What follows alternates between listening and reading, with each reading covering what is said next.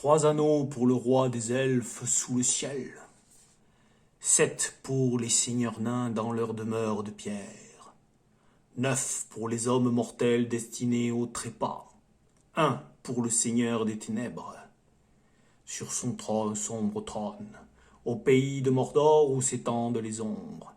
Un anneau pour les gouverner tous, un anneau pour les trouver, un anneau pour les amener tous, et dans les ténèbres les lier, au pays de Mordor où s'étendent les ombres. Eh oui, bienvenue.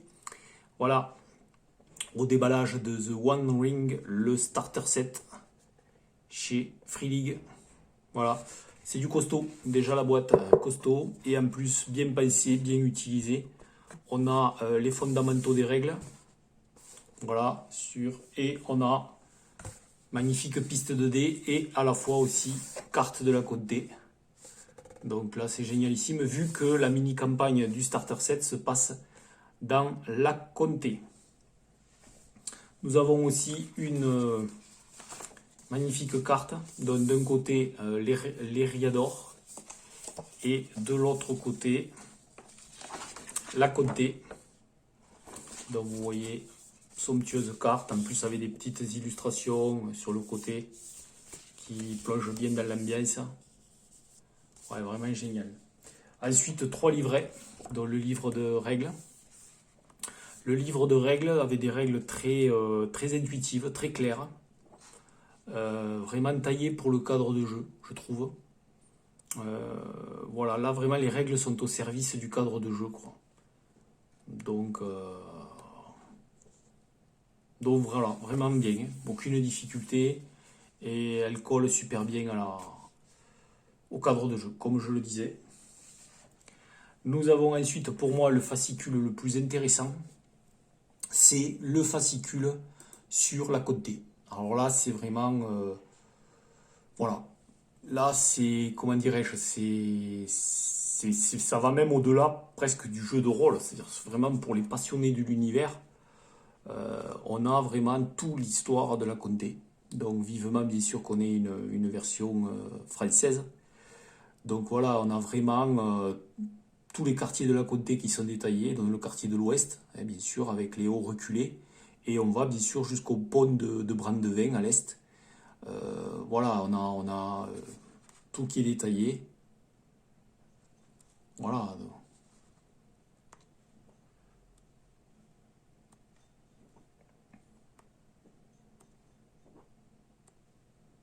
Avec des fois des doubles pages. Voilà, donc là on a les quartiers, donc comme on avait dit le quartier ouest, là bien sûr c'est le quartier sud, avec ses vignes. Voilà. Le quartier nord, un quartier de céréaliculture, l'avoine, l'orge, là aussi il est courant qu'il y neige bien sûr. Il y a le lieu historique bien sûr de la bataille des Champs Verts. Le quartier de l'Est, où on trouve bien sûr la Pointe-aux-Bois et une partie des collines vertes qui s'étendent après dans le quartier nord. Voilà, et on a bien sûr les Brandebouc, bien sûr la famille Brandebouc. C'est une des régions les plus densément peuplées de la comté. Alors après, ce qui est bien, c'est qu'on voit les marches, donc la marche de l'Est et la marche de l'Ouest. Donc ensuite, je pense que voilà encore une belle illustration. Voilà, donc nous avons après bien sûr le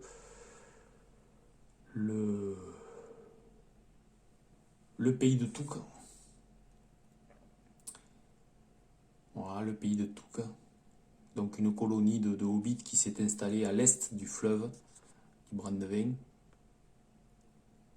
Voilà, avec la muraille bien sûr la haie, qui est une protection par rapport à ce qui vit bien sûr dans la vieille forêt.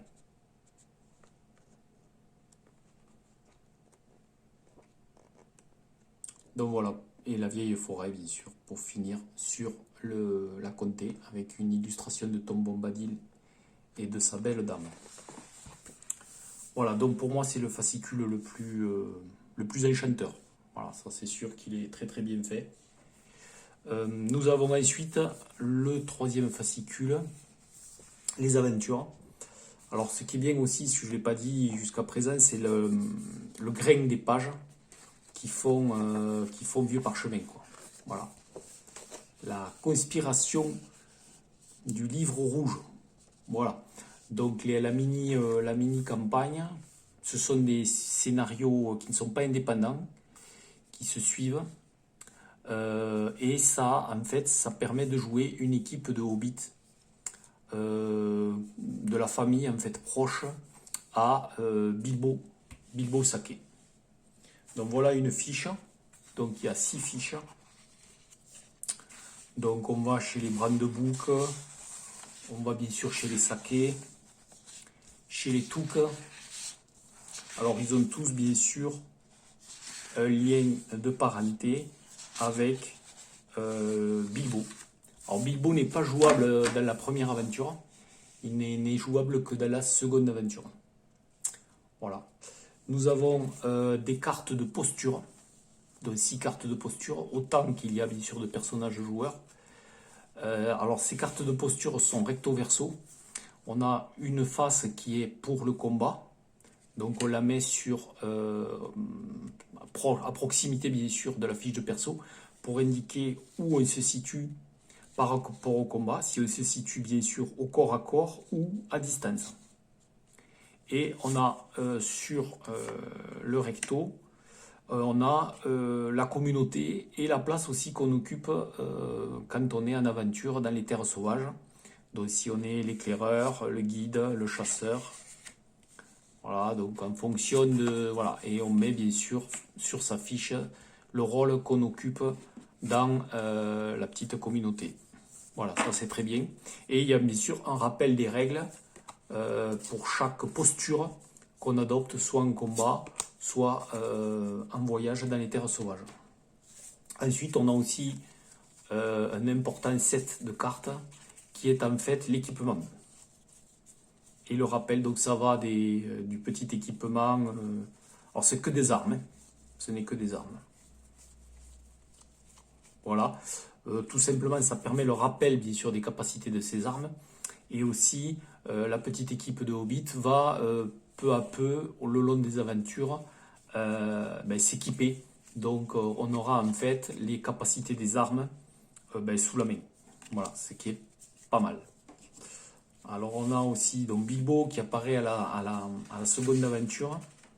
Et on a après un nain aussi, Balin, qui va aussi pouvoir être intégré au troisième scénario, si je me souviens bien. Donc nous avons la fiche de personnage et nous avons aussi un set de dés. Voilà, donc 2d12 et 6d6. Alors ils sont particuliers bien sûr. Et je vais vous les expliquer en même temps que je vous explique un peu le système de jeu. Donc on a en fait 3 colonnes. Donc la fiche en fait est divisée en ces 3 colonnes. Donc on a la force, le cœur et la sagesse, l'astuce. Donc nous avons en fait, alors ce qui est important là, nous avons le nombre de dés qu'on lance sous la compétence, ça c'est les skills, compétences. Chaque bien sûr colonne indique les compétences qui lui sont dédiées. Donc on voit que les capacités de combat sont bien sûr sous la force. Là on a les récompenses, c'est-à-dire des armes qui sont particulières. On a ensuite les vertus. Alors les vertus, c'est un peu des aptitudes particulières qui dépendent de cette colonne-là. Nous avons après l'équipement de guerre, donc c'est les armes, l'armure, éventuellement un bouclier. Là nous avons l'endurance, c'est bon, grosso modo les points de vie, et l'espoir actuel, car l'espoir est calculé ici, on a 16 points d'espoir. Alors l'espoir, c'est bien sûr la vaillance, hein, c'est-à-dire que quand on tombe à zéro, on est totalement désespéré, incapable de... totalement déprimé, on est sans espoir. L'endurance, c'est aussi le rappel des points de vie. Ensuite, on a deux conditions. Donc, quand on est surchargé et quand on est blessé. Voilà. Donc, vous voyez, il n'y a qu'une case pour blesser parce que la deuxième case, si on prend une deuxième blessure, eh bien, on est tué. Et ensuite, on a l'équipement de voyage qui est rappelé ici. Voilà, vous voyez, les fiches de One Ring ne sont pas compliquées. Puis là, bien sûr, on a de l'autre côté le petit historique de Bilbo, qui est le maître, bien sûr, de la conspiration du livre rouge. Voilà. Donc, nous avons... nous avons le target number, donc c'est le nombre qu'il faut atteindre, égal ou supérieur, pour réussir un jet.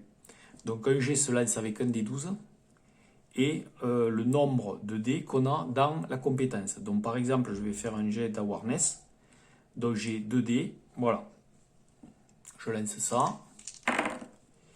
Voilà, là j'ai réussi, parce qu'il faut que je fasse en fait plus que le target number. Donc 11, voilà, j'ai fait 20. Donc c'est réussi. Quand on a en fait une compétence qui est cochée, ça veut dire qu'en fait elle est favorisée. On a un avantage. C'est-à-dire qu'en fait, donc là par exemple je vais lancer un jet de courtoisie. Donc j'ai 3 dés. Voilà, mais comme elle est favorisée, j'ai 2 dés 12 et je prendrai le meilleur. Voilà, donc forcément je prends le 10. Voilà. Je prends le 10 plutôt que le 9. Voilà. Ensuite, vous voyez, il y a des petits symboles. Là, ici, on a voilà, ici, on a la rune elfe. Alors, c'est pour indiquer que c'est un succès amélioré. Quand on a bien sûr 2 runes, c'est un succès extraordinaire. Voilà. Nous avons aussi, bien sûr, sur le D12, 2 runes particulières. Donc, on a la rune de Gandalf, qui signifie un succès automatique. Donc quoi qu'on fasse au niveau des dés, l'action est réussie. Et on a l'inverse, l'œil de Sauron qui fait que là, au contraire, le dé en fait est nul. Pouf, il vaut 0. Donc on ne peut bien sûr que s'appuyer sur les D6. On a aussi, vous voyez, il y a 1, 2, 3 qui sont ciselés comme ça, peints comme ça, et on a 4, 5, 6 qui est peint comme ça. C'est-à-dire 1, 2, 3 là, quand ils sont comme ça, ces dés ne vont plus compter quand on est en surcharge. Ici. Alors surchargé va venir aussi surtout du fait qu'on baisse en endurance. Voilà. Quand notre valeur d'endurance est inférieure à notre poids de charge, à ce que nous pouvons transporter, en fait, on est en surcharge. Voilà. On peut aussi être désavantagé, on y vient. Alors bon, déjà, pour la surcharge, c'est que les 1, 2, 3 ne comptent plus. Mais on peut aussi être désavantagé. Donc on va lancer 2 dés et on va prendre le moins intéressant. Oula, j'ai fait rune de Gandalf et Sauron. Eh bien, super. Donc je prends Sauron. C'est terrible. Donc ensuite, nous avons... là, je crois que voilà, on a fait quasiment le tour du système. Hein, oui.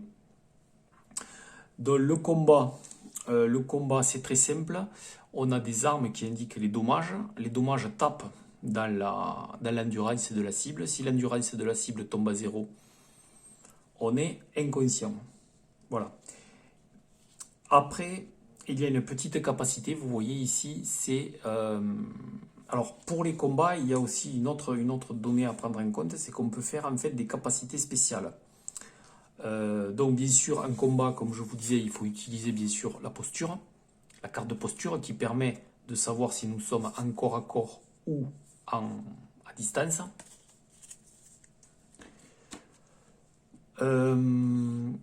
Donc là, en fait, on peut consommer les runes, ici, qu'on fait, en fonction du nombre qu'on fait, pour avoir des capacités spéciales. Par exemple, là, si j'ai une rune, bon, j'avais qu'une rune pour mon jet de touche, je pourrais consommer cette rune pour faire une blessure lourde. Donc je vais augmenter en fait la perte d'endurance que j'inflige à l'ennemi.